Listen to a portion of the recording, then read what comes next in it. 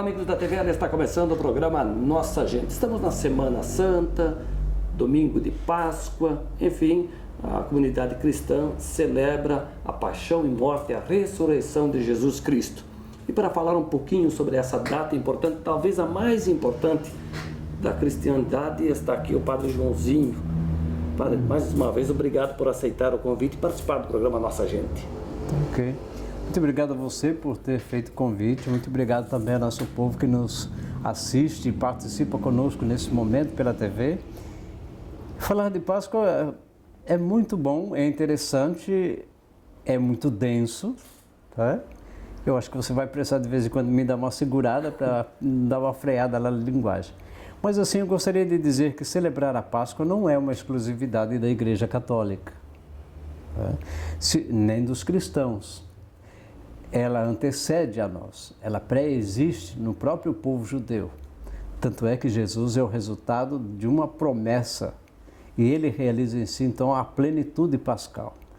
Páscoa que começa com a escravidão do seu povo Israel, chegando, então, depois de várias tentativas de libertação, consegue chegar à sua terra, consegue trabalhar essa dimensão religiosa e, junto com tudo isso, com o profetismo, com as pessoas grandes das Sagradas Escrituras, eles intuem, percebem que Deus se faz compromisso. E faz um compromisso como? De fazer acontecer na vida deles a presença do Salvador, para que a libertação se dê por completo. Páscoa, passagem, libertação. Sai da escravidão do povo de Deus, de outros domínios, de outros povos, para a sua própria terra. No sentido mais religioso, é sair da escuridão do pecado para vir à luz da graça de Deus. Esta passagem, né? Então, a Páscoa judaica é aquela que os judeus já celebravam antes ainda da vinda de Jesus, e a Páscoa cristã, que é essa do cristianismo que nós celebramos hoje. Sim. Centenas de anos antes do Cristo se celebrava a Páscoa. Jesus, Maria e José, sua família, eles iam para Jerusalém para celebrar a Páscoa, que era o lugar pascal. Eles deveriam ir até lá para celebrar e para oferecer também suas oferendas, fazer a passagem. E eles celebravam a gratuidade, a generosidade de Deus, que os tira do deserto. E em Jesus Cristo se vai concretizando então a grande promessa de que Deus iria enviar alguém de modo tão especial que não só iria tirá-los da escravidão, mas iriam tornar um país grande, um povo numeroso, um povo capaz de colocar-se também como superior aos demais. Então, a esperança do povo de Israel era a esperança de um Deus guerreiro, ou o Messias guerreiro. E a lógica de Deus vai se dar inversamente proporcional a este desejo. E o povo não toma consciência de imediato. Por isso, na encarnação, no nosso Natal, como celebramos, quando Deus se torna presente, solidário com a nossa humanidade, tem ali então a concretização do compromisso de Deus. Vem de uma forma quase que anônima, desconhecido. Não faz alarde nem nada. Pobre, simples, se manifesta primeiro aqueles que eram considerados os sem nada, né? Aqueles que eram considerados talvez os menores dentro do povo de Israel. Depois, quando cresce, e aí nós temos todas as vezes que aparece na Sagrada Escritura, Maria, José e o menino Jesus indo até Jerusalém para celebrar a Páscoa, eles estão indo, ele está inserido no contexto religioso dos seus familiares e antepassados, e ele também vai tomando consciência disto, até chegar a um ponto definitivo, quando o Cristo assume, de fato, a sua postura e a sua atitude pública de fazer o bem. E nesse momento, quando Jesus se torna essa figura pública, ela está ali naquela faixa etária dos 30 anos, porque a gente tem conhecimento dele menino, no nascimento, lógico, depois ele menino, nos 12 anos, quando ele vai lá e dá aquele discurso para o chefe, para os sábios da época, e aí passa um tempo até que ele vem e de maneira constante é que ele cumpre a sua função aqui na Terra. Algumas coisas são interessantes a respeito de Jesus que os evangelhos não nos trazem, porque eles supõem que nós iríamos entender através do estudo e da tradição. Algumas delas são interessantes. Primeiro, como que se dá o grande milagre da encarnação, o nascimento. Quem são as pessoas escolhidas? Depois vimos de novo Jesus aparecendo lá pelos seus 12 anos. Por que 12 anos teve que ser ressaltado na Sagrada Escritura? Porque ali há um rito de passagem. Para o povo judeu, não existe a infância, a adolescência como nós temos. Existe a infância e a fase adulta. E o menino deixa de ser criança para ser adulto aos 12 anos. Ah, ele é declarado com 12 anos adulto? Sim, adulto. Nós poderíamos comparar a nossa crisma. O rapaz, a menina tem 13, 14 anos, recebe o sacramento da crisma e ele recebe, então, o reconhecimento de que ele já pode assumir as responsabilidades sobre si, sobre a sua fé. Né? Mas aos 12 anos ele se torna, então, aquele que é responsável pela sua própria fé. Tanto é que ele, pensando nesta questão de assumir a sua fé, ele vai discutir e debater sobre a ação de Deus. Com quem? Com os doutores da lei, com os sumos sacerdotes. Ele vai ficar lá no meio dos grandes. Maria e José voltam para casa na caravana e tomam consciência que o filho não está junto, voltam. E quando vão perguntar ao menino saber o que ele estava fazendo, ele diz: pai e mãe, vocês não sabem que eu deveria cuidar das coisas do meu pai? E daí então os pais vão explicar a eles, de certa forma, vão dizer para ele que aquele ali é um rito de passagem, mas que ele tem um compromisso, como todo o povo judeu, todo menino judeu teria, de se colocar na família e sobre a guarda e a proteção e o respeito aos pais. Padre Joãozinho, e quando Jesus escolhe 12 homens, alguém já disse que poderia estar naquele grupo Maria Madalena, mas enfim, isso não está nos evangelhos, né? Mas enfim, quando ele escolhe os 12, qual teria sido o critério? Porque havia ali homens das mais diversas profissões, né? Sim. E de questões sociais também? Sim. Retornando à vida pública de Jesus, ou seja, ele começa o ministério dele com seus 30 anos. Segundo a tradição da igreja histórica, segundo os relatos das primeiras comunidades cristãs, isso se dá mais ou menos logo depois da morte de José. José morre, que é o chefe da casa, quem assume a casa é ele. Então ele vai conduzir e ele vai assumir publicamente. Ele começa exatamente convidando os seus. E ele vai passar assim, o critério de Jesus é um critério que, se logicamente pararmos para pensar, nós não vamos ter resposta.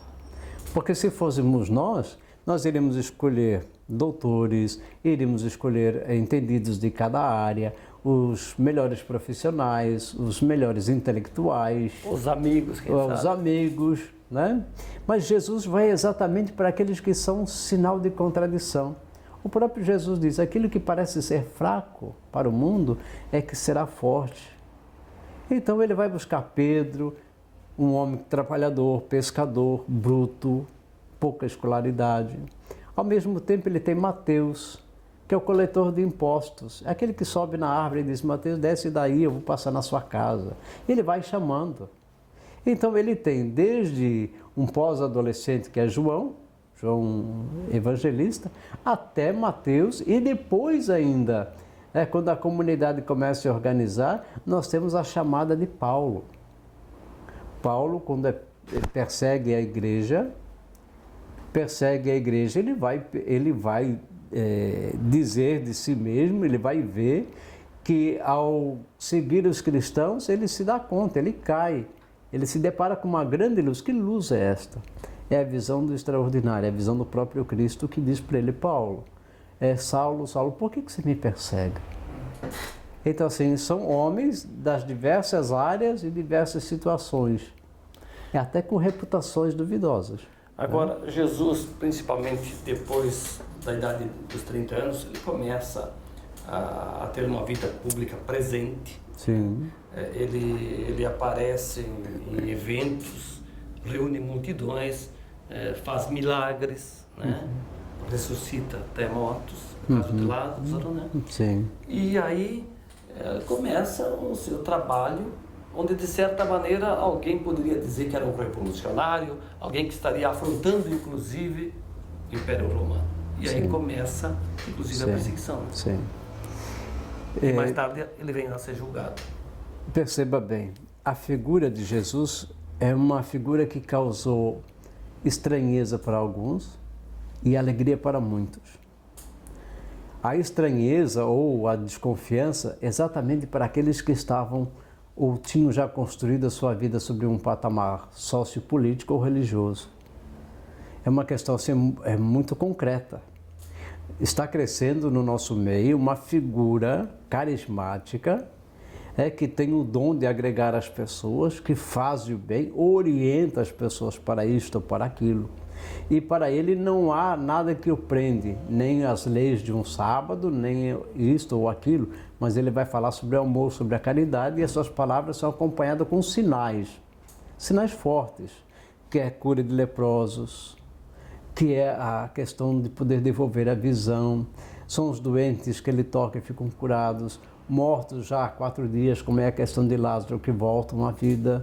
Então, ele se torna uma ameaça para o status quo religioso e político. E eles tinham muito medo que uma pessoa assim, pelas várias experiências, de ser um revolucionário, que poderia compor um exército, fazer anarquia, tomar poder. Interessante porque o poder religioso era separado do poder civil militar. O povo judeu, eles odiavam a dominação romana, odiavam.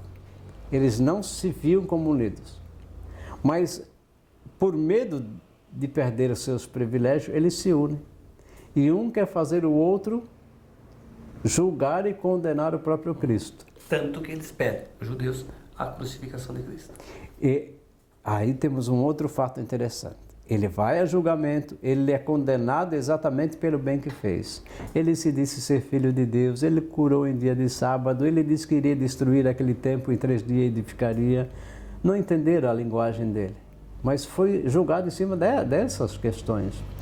E ele disse ser rei, assim como ele dizia ser filho de Deus. Então, para os romanos, se dizer rei é ofender Roma. Se dizer ser filho de Deus, que para nós é normal, ele fere a religião estabelecida. Então, 2 coisas temos que eliminar, porque ele está fora da casinha, vamos dizer. Mas ele, no entanto, era um homem simples, tanto que no domingo de Ramos, ele entra no Horto das Oliveiras, montado num jumento, num jegue, né?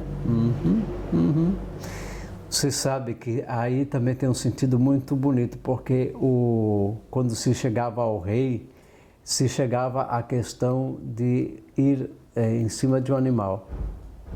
Então, quando se traz o jumento para Jesus, é o próprio povo que o coloca na atitude de rei, entendeu? E as palmas seriam a aclamação daquele que viria para libertar. Pode parecer muito inocente isso para nós, mas religiosamente e politicamente na época era um recado enorme para o poder estabelecido. Era alguém que de fato tinha poder de comover e levar as massas para a rua. Padre Joãozinho, vamos fazer um breve intervalo, a gente toma uma água e depois retomamos essa conversa que é uma aula de história, que tem o fundo religioso, mas também é um pouco que o senhor passa do ponto de vista histórico aqui também. Pode ser? Pode ser, pode ser.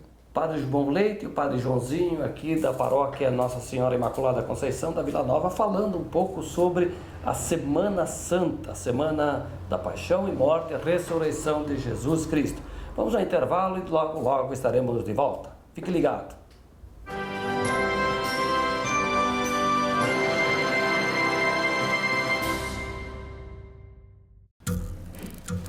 As formas de comunicação mudaram, porém a necessidade das pessoas serem ouvidas continua igual.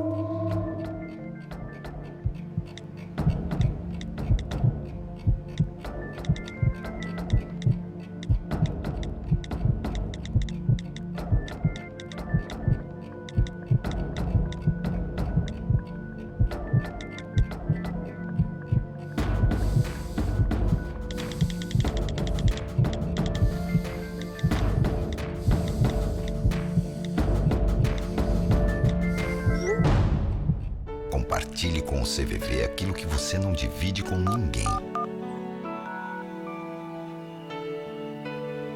Valorizar a vida, é isso que o CVV faz.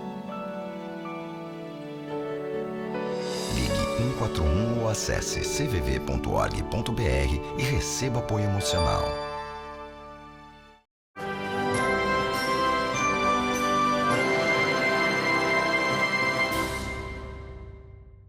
Estamos de volta na sequência do programa Nossa Gente. Meu entrevistado hoje é o Padre Joãozinho. Nós estávamos falando da Semana Santa e vamos continuar abordando um pouco mais esse assunto, porque a Sexta-feira da Paixão nos remete à ressurreição em seguida de Jesus Cristo, daí, né, a fé cristã. Motivo, né? Eu acho que a data mais importante da fé cristã é esse momento da Semana Santa, da Paixão e Morte e Ressurreição de Cristo, né, Padre? Sim. Celebrar agora sobre o cunho específico da fé como cristão, a Páscoa de Nosso Senhor, é de uma beleza e de um sentido extraordinário. Primeiro porque nos coloca diante da visão que Deus tem de nós. Ele faz uma paga por nós, ou seja, ele investe na gente, ele nos resgata. E o valor do resgate é a vida do seu Filho Jesus. O seu amor é tamanho que ele não reserva nada para si, mas entrega em resgate de cada um de nós. Então o ser humano, ele recebe de volta a sua dignidade de filho de Deus, coisa que tínhamos perdido ou que perdemos quando pecamos. Segundo, é poder celebrar a centralidade da fé. Todas as outras coisas na vida religiosa cristã não tem sentido se não for a ressurreição. São Paulo mesmo disse, se não fosse a ressurreição de Jesus, nós seríamos dignos de piedade, ou seja, seremos bobos, que estaríamos atrás de algo que ninguém tem certeza, de que ninguém sabe, entendeu?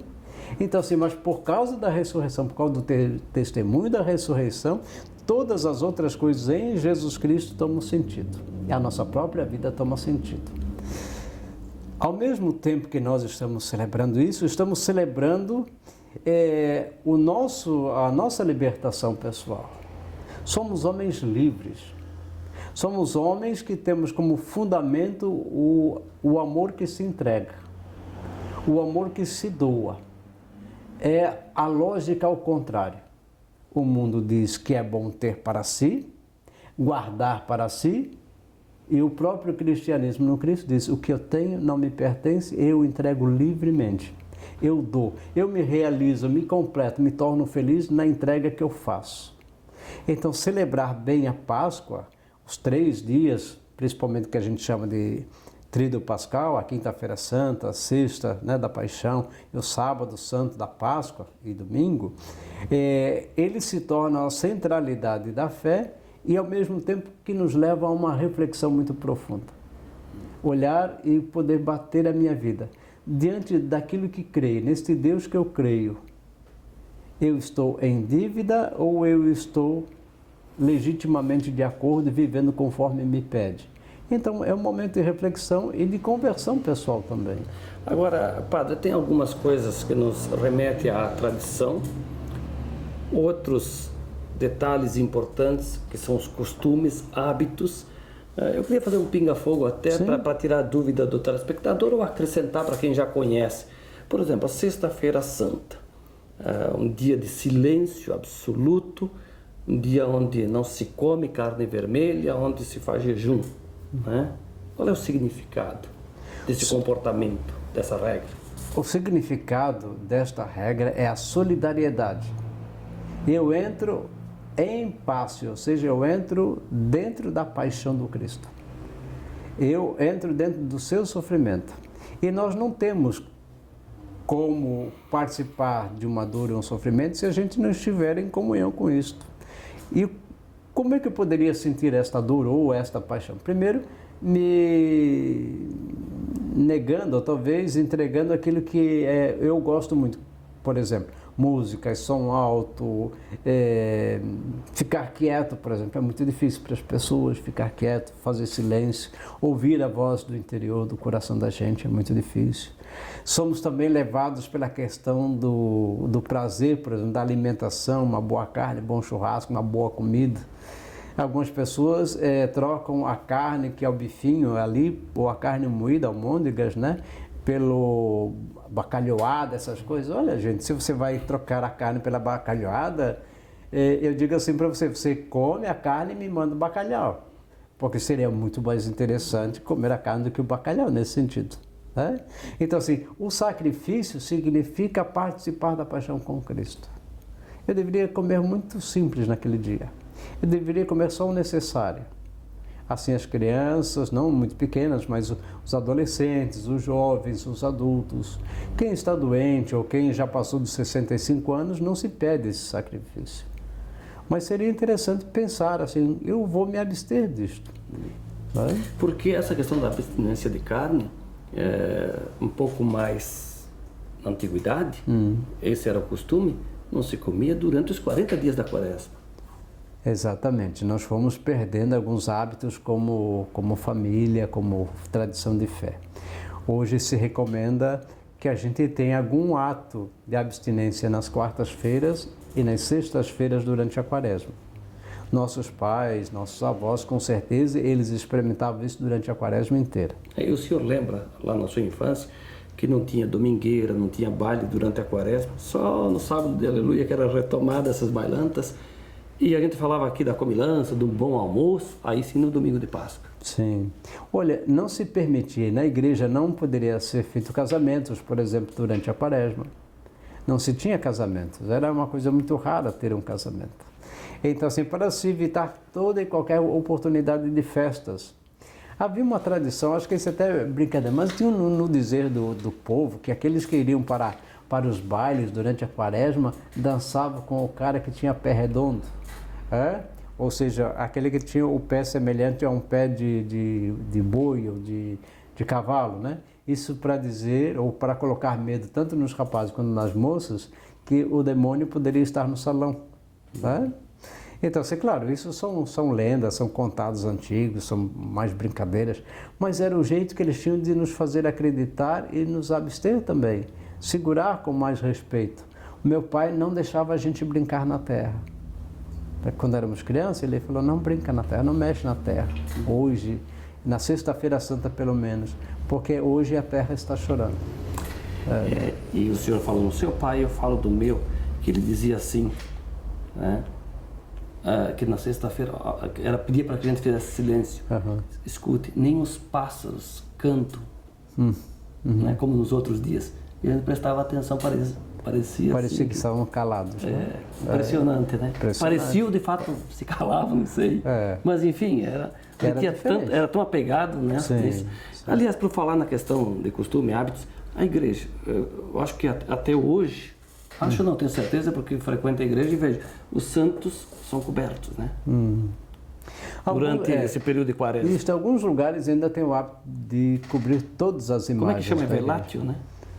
Tem uma expressão para isso. Então, se cobrir os santos significa que eles também estavam em recolhimento, né? Aqui na nossa matriz, nós cobrimos de fato a grande cruz. É a cruz que simboliza do sacrifício. E ela está oculta não porque temos vergonha, ela está oculta porque estamos na preparação para a paixão e em seguida da ressurreição. Tá? Então, você vai a igrejas que ainda estão cobertas, depende da tradição daquele lugar, ou não. Nossas imagens que temos dentro da igreja, que é São José e Nossa Senhora Imaculada Conceição, eles não estão cobertos, mas o grande crucifixo está coberto. Padre Joãozinho, então quer dizer que domingo é momento da gente, domingo de Páscoa, todo domingo é assim? Sim. Domingo eu sempre dizia, é dia de ir à missa, comer o churrasco com a família e quem gosta ir ao futebol, né? Isso. Mas o domingo de Páscoa e dia de Natal são os dias mais importantes, né? Sem dúvida. É um grande dia de viver família. É um dia grande, bonito, de festa, de fato. É um dia que a gente celebra a esperança, celebra a alegria de poder de saber que somos todos irmãos, que alguém grandioso pôde entregar sua vida por nós e que reconhecidamente ressuscita, ou seja, a sua entrega é reconhecida por Deus que é Pai. Então, de fato, está pago em nós aquilo que nós devíamos, entre aspas, né? o resgate foi pago, então estamos livres. Celebração pascal no domingo é uma celebração da liberdade. Eu quero só 30 segundos, porque eu não quero entrar muito nessa questão do comércio. Mas a troca de presentes no Natal e ovo e coelhinho de chocolate agora nesse domingo de Páscoa. É aquilo que seria uma celebração interna familiar, que se fazia na troca de presentes, pequeno em casa. Às vezes o pai ou a mãe faziam isto, né? O pai na carpintaria, a mãe na sua máquina de costura, fazendo uma boneca, uma coisa para marcar aquela alegria, tudo tendo em vista a alegria. Só que depois, com a possibilidade de se ganhar em cima, lucrar, é que se faz, deixa-se o sentido religioso para ter um sentido de presentear. E parece que essa obrigação de presentear, dar ovos de chocolate ou dar um presente no Natal, né, é muito mais sério do que se recolher em oração. Então, de fato, os valores estão um pouco invertidos. Padre Joãozinho, Quaresma, 40 dias, a CNBB, a Confederação Nacional dos Bispos do Brasil, esse ano tratou do meio ambiente. O senhor acha que alcançou o seu objetivo nessa conscientização de respeitar a água, respeitar a fauna, a flora?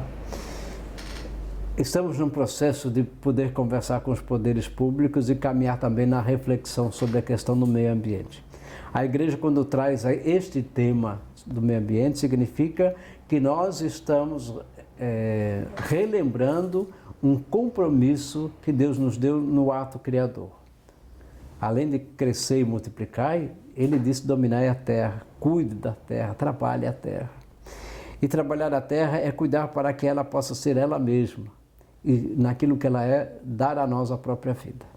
Então o homem, ele deve cuidar da natureza, não porque é bonito só cuidar da natureza, é porque ele tem necessidade de viver. E por causa da vida do ser humano é que a gente tem que cuidar da natureza. Então nós temos no Brasil 6 biomas.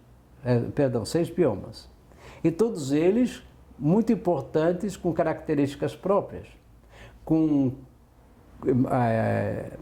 plantas e animais que só existem nesses lugares, que se tirados dali não vão existir mais, e cada um no seu valor. Então quando a gente olha e diz para cuidar da natureza, estamos chamando a atenção, vamos perder a vida por maltratar a própria vida na natureza. Esse então foi o assunto, o tema esse ano da campanha da fraternidade, né? Exato. O objetivo não está fechado, não está alcançado. Começa uma grande reflexão para isso. É preciso ter consciência. Isso.